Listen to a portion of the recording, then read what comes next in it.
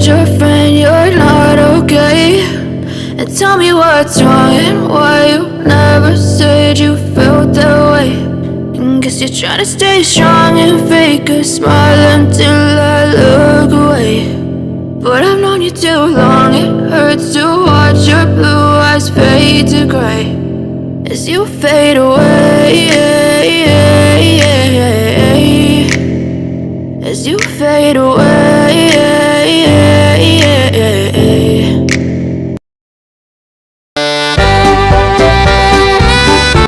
26 August 2022 শুক্রবার রাত্রি 10:20 মেসেরা থেকে ক্রিয়াযোগ এক্সপ্রেস ধরে পরের দিন অর্থাৎ শনিবার ভোর 5:45 পৌঁছে গেলাম রাঁচি জাংশন স্টেশনে।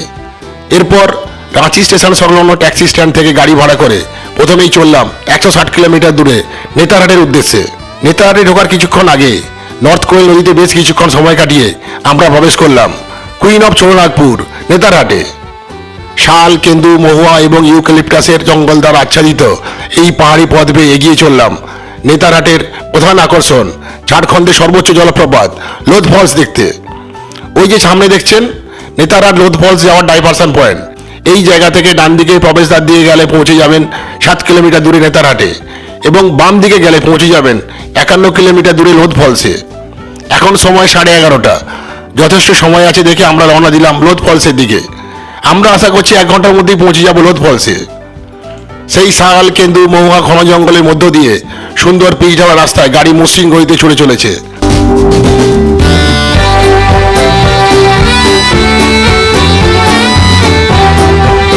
ওই যে দূরে পাহাড় দেখা যাচ্ছে ওখানেই লোধ জলপ্রপাতের আবাসস্থল।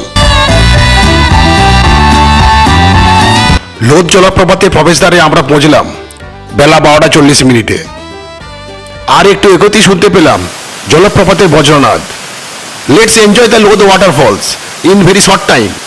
বুড়া নদীর গতিপথে সৃষ্টি হয়েছে ছত্তিশগড় রাজ্যের সীমানার কাছেই এই লোধ জলপ্রপাত।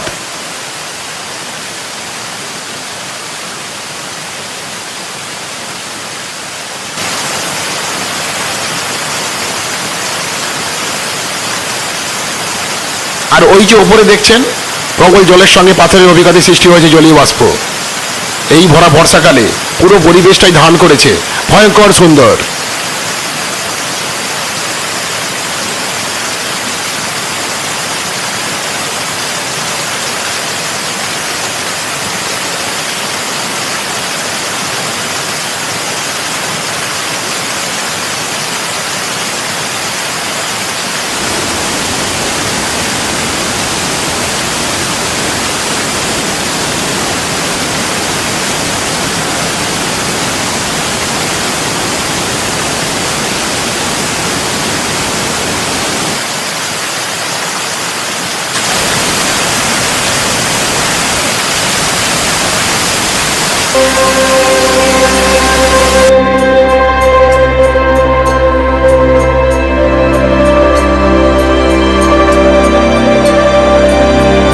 এবার ফেরার পালা। প্রায় 1 ঘন্টা ধরে লোধ জলপ্রপাতের প্রাকৃতিকভাবে ভয়ঙ্কর অথচ দুর্দান্ত রুদ্ররূপ চাক্ষু দর্শন করে সবাই তৃপ্ত, পরিশ্রান্ত এবং ক্ষুধায় কাতর। গেট থেকে বেরিয়ে স্থানীয় ঘড়িতে তাকিয়ে দেখি সময় বেলা 1:50। এখানে কিন্তু খাওয়ার কোনো জায়গায় নেই। স্ট্রেঞ্জ, এটা কি করে হয়? ठीक है, कभी भी आए, कोई दिक्कत नहीं है। सालों भर हम लोग जाते हैं टूरिज्म। হ্যাঁ ঠিক আছে, তো বহু আছে জায়গা না। এই 1.5 কিলোমিটার দূরে এসে আমরা এখানে একটা খাওয়ার জায়গা পেয়েছি। এখানে এসে একটা খাওয়ার জায়গা পেয়েছি। এই খাওয়ার জায়গাতে আজকে আমরা এখানে লাঞ্চ করব। দেখি এখানে কি কি ভালো পাওয়া যায়। লোধ জলপ্রপাত থেকে প্রায় 1.5 কিলোমিটার দূরে শিবাংশ ধাবাতে এলাম। প্রায় ওপেন ধাবা এটি। চারিদিকে জঙ্গল জঙ্গল ভাব। এই জঙ্গলেই মঙ্গল। এখানে এরা যত্ন সহকারে এখনই খাবার বানিয়ে দেবে, একদম ফ্রেশ। তবে এই বেলা শেষে প্রাপ্তি হলো গরম গরম ডাল ভাত, সবজি, পাঁপড়, চাটনি এবং ডিম ভাজা। তাই অর্ডার দিলাম এবং বললাম তুরন্ত বানাইয়ে। ডাল ভাত কা পাওয়ার 24 আওয়ার। 15 মিনিটের মধ্যেই লাঞ্চ রেডি। আমরা যদি আধ ঘন্টা আরো সময় দিই তাহলে ওই ভ্রাম্যমান মুরগিটাকে ওরা চিকেন বানিয়ে দেবে।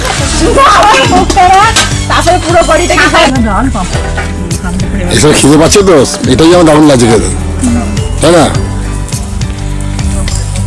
দারুণ একটা টেস্টি লাঞ্চ করার পর আমরা রওনা দিলাম 60 কিলোমিটার দূরে নেতারহাটের উদ্দেশ্যে।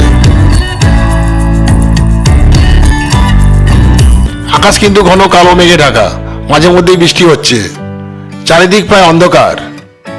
আপনারা লোধফস দেখতে এলে যদি এখানে লাঞ্চ বা টিফিন করার কথা ভাবেন, তাহলে যাওয়ার সময় এখানে অর্ডার দিয়ে দেবেন, তাহলে ফেরার সময় সঙ্গে সঙ্গে রেডি থাকবে টিফিন বা লাঞ্চ।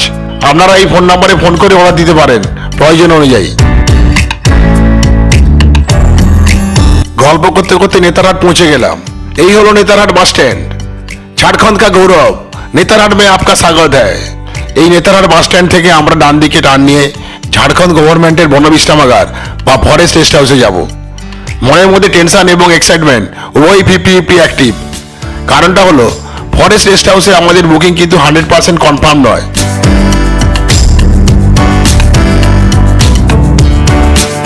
সঙ্গে ফ্যামিলি আর গেস্ট। হবে কি আমাদের ওখানে রেস্ট? না হলে তো হবে এনার্জিটা ওয়েস্ট। পুরো ব্যাপারটা ওখানে গিয়েই বলছি।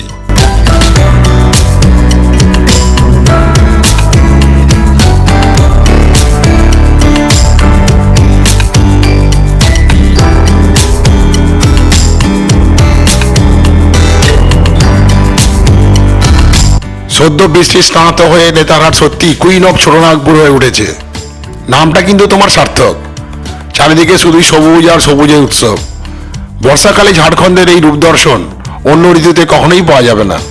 তাই সম্ভব হলে আপনারা অন্তত একবার বর্ষাকালে ঝাড়খণ্ড ঘুরে যাবেন।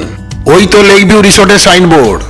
বাম দিকে টার্ন নিয়ে একটুখানি গেলেই নেতারহাট লেকের ধারে এই নবনির্মিত লেক ভিউ রিসোর্ট। আর ওই সোজা রাস্তা চলে গেছে ফরেস্ট রেস্ট হাউসের দিকে। আর ওখানে শেষ পর্যন্ত ঠাঁই না হলে আমরা যাব লেক ভিউ রিসোর্টের দিকে। But now let's hope for the best.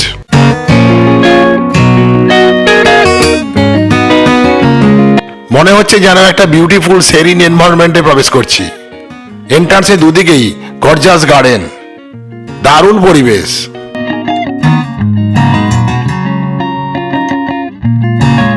অবশেষে আমরা বনবিশ্রামাগার বা ফরেস্ট রেস্ট হাউসে পৌঁছে গেলাম। এবার দেখা যাক এখানে আমাদের ঠাঁই হয় নাকি।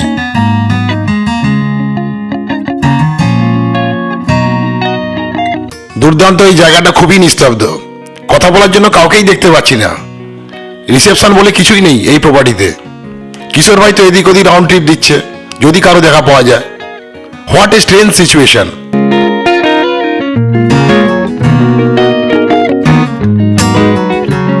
আমাদের টিমের মেম্বাররা তো কেউই নামতে চাইছে না। যদি কনফার্মেশন না হয় তাহলে তো আবার গাড়িতেই উঠতে হবে।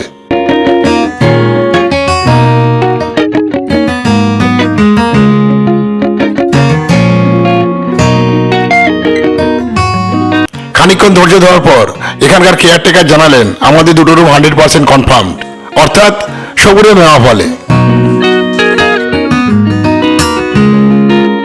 পেল্লাই দরজা পেরিয়ে প্রথমেই দেখে নেওয়া যাক রুমটি কেমন। রুমের ভেতরের পরিবেশটা প্রথম দর্শনেই কিন্তু বেশ ভালো লেগে গেল। রুমটা কিন্তু বেশ বড়ই, বেডটিও বেশ আরামদায়ক। রুমের এদিকে একটা স্ট্যান্ডার্ড সাইজ ওয়ার্ড্রোব, দুটো সোফা, টি টেবিল।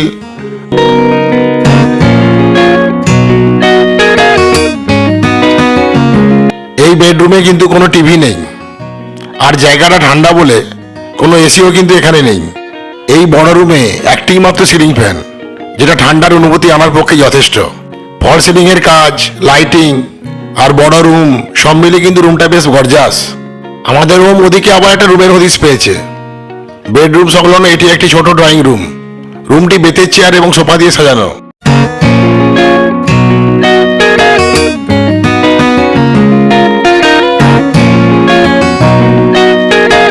দরজার ঠিক পাশেই আছে একটা ওয়েস্টেজ পট এবং একটা বড় কাবার্ড। এখানে জুতো সহ অন্যান্য আইটেম রাখা যেতেই পারে। এদিকেও একটা পেল্লাই দরজা। এই দরজা খুলে common drawing room.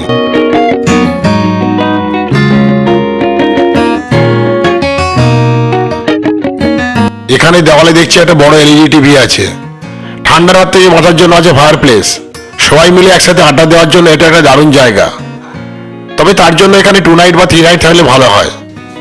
TV, water সবকিছু ব্যবস্থা আছে এখানে।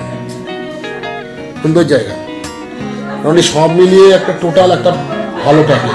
Welcome to Netarhat FRH. Jharkhand গভর্নমেন্টের পরিবেশ, জঙ্গল এবং জলবায়ু পরিবর্তন দপ্তরের অধীনস্থ এই বনবিশ্রামাগার। এই নোটিশ বোর্ডে কি কি করবেন আর কি কি করবেন না সে সম্বন্ধে লেখা আছে।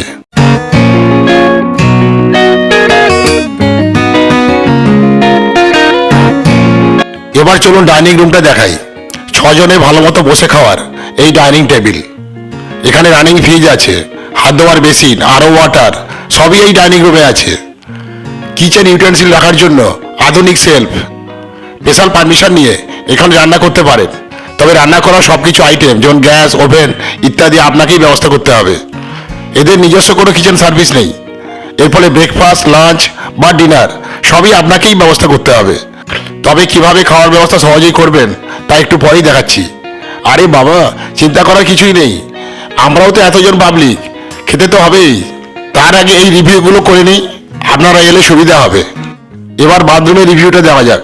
বাথরুমটিও বেশ বড়।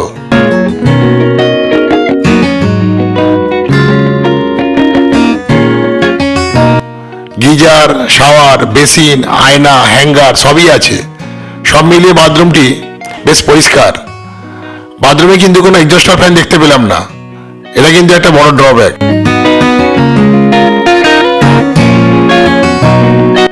এই ফরেস্ট রেস্ট হাউসের ভেতরে রিভিউটা তো আপনারা দেখলেন। এবার বাইরের পরিবেশটা একবার দেখে নিই। বাইরে বেরোতেই চোখটা জুড়িয়ে গেল, চারিদিকে শুধু সবুজ আর সবুজের সমারোহ। সত্যি বর্ষার সময় আসাটা কিন্তু সার্থক হলো।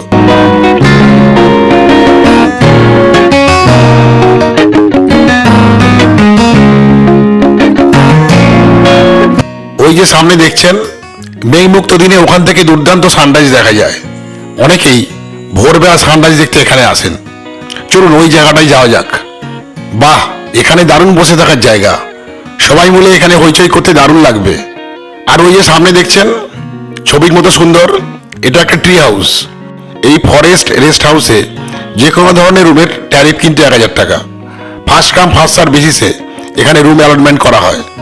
ওই ট্রি হাউসের ট্যারিফও 1000 টাকা, কিন্তু ওখানে বুকিং পাওয়াটা একটু ভাগ্যের ব্যাপার। এখানে কিভাবে বুকিং করবেন সেই সম্বন্ধে বলি। আপনি যদি এখানে বুকিং করতে চান তাহলে নিচের দেওয়া নাম্বারে ফোন বা হোয়াটসঅ্যাপ করুন।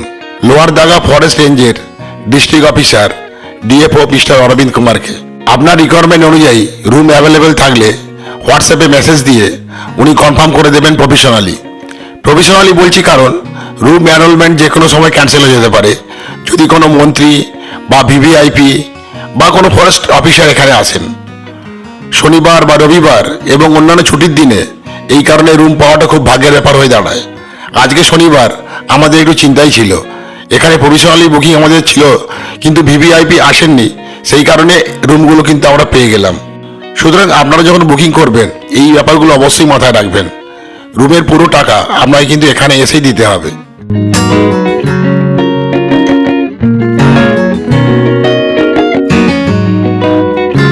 আরে ওই তো কিশোর ভাই গাড়ি নিয়ে আসছে। কিশোর ভাই তো বিশ্রাম নিয়ে একদম ফ্রেশ। এই রেস্ট হাউসের পেছন দিকে ডরমিটরি আছে, সেখানে কিশোর ভাইয়ের থাকার ব্যবস্থা হয়েছে এবং অবশ্যই বিনামূল্যে। কিশোর ভাইয়ের সঙ্গে যাব ডিনারের ব্যবস্থা করতে। আর উপরি পাওনা ছোট্ট নেতারহাটের এই বৈকালিক দর্শন। Now let's enjoy the beauty of the Netarhat.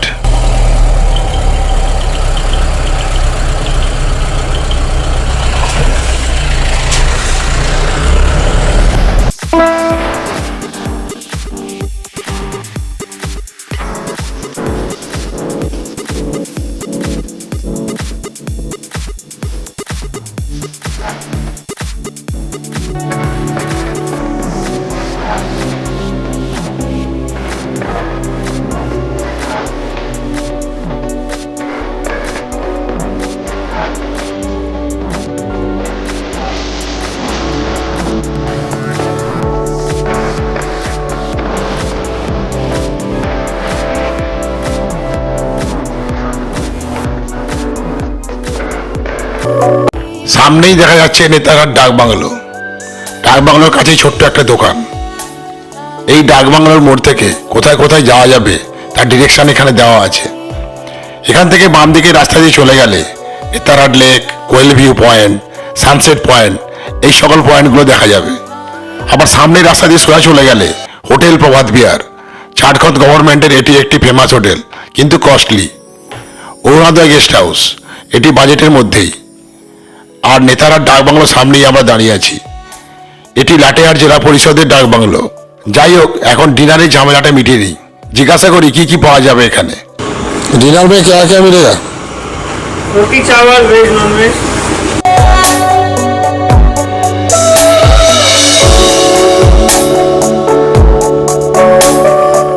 শেষ পর্যন্ত চিকেন থালি অর্ডার দিয়ে আমরা আবার ফিরে চললাম।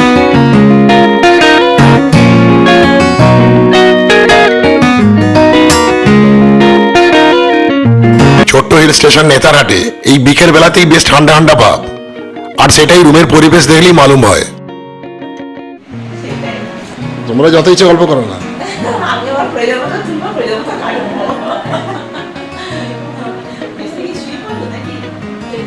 ভালো জায়গাটা তো তোমরা ছেড়ে দিয়ে চলে এলে, সেখানে খানিকক্ষণ বসে গল্প করে তোমরা আসতে।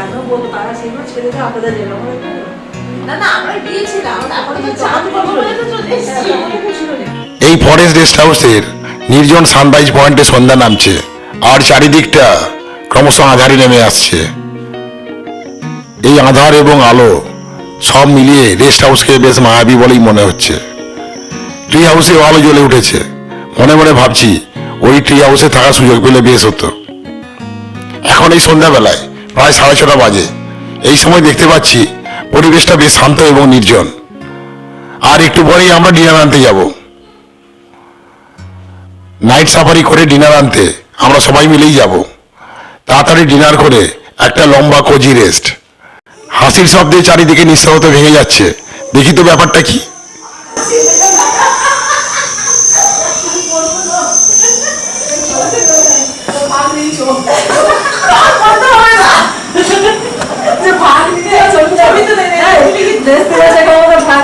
ছবি তুলে রাখো।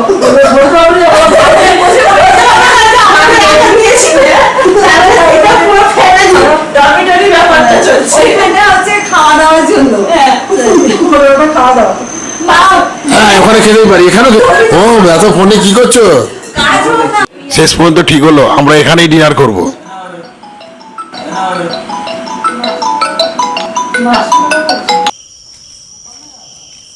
আমরা এখন কিশোর ভাইয়ের জন্য অপেক্ষা করছি। চিকেন এক প্লেট। আমাদের চিকেন খাবে না, চিকেন এক প্লেট দিয়েছি। চিকেন এক প্লেট কেক খাওয়া বলেছে। আর বলেছে হ্যাঁ, আর একটা সবজি চিকেন যা হবে আবার হয়ে যাবে। রুটিটা খালি খাবো। দুপুরে চিকেন দুপুরে সবজি করলে তো হয়ে যাবে। আমি চিকেন খাবে না। আমি কি শুনলাম জানি একটা, যে চিকেন খাবে না রুটি খাবে বলছি। আমি দুটো রাইস বলেছি, দুজনে দুটো রাইস খাবো। না, আমি বলেছি রুটি হবে, এবার চিকেন হোক সবজি হোক আর কোনোটা ব্যাপার নেই, যেটা হবে সেটাই খেয়ে। ডিনার সঙ্গে নিয়ে আমরা ফিরছি। গোমাতা ইধার বিয়া।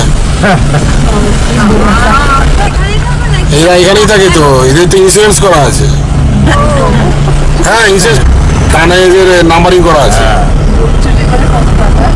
চুরি করলে সরকার থেকে টাকা দিয়ে দেবে। চুরি করলে বা মারা গেলে সরকার থেকে টাকা দিয়ে দেবে।